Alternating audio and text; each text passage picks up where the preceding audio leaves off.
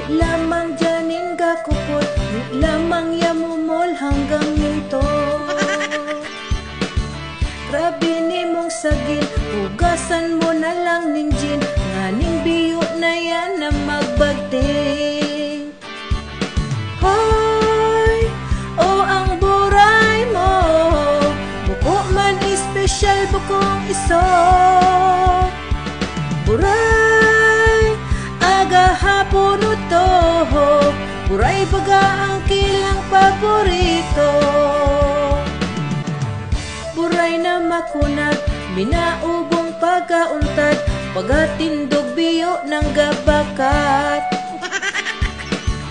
Minsan sa kaburayan, hugasan mo puwerte na yan, taang buray natural na masiram.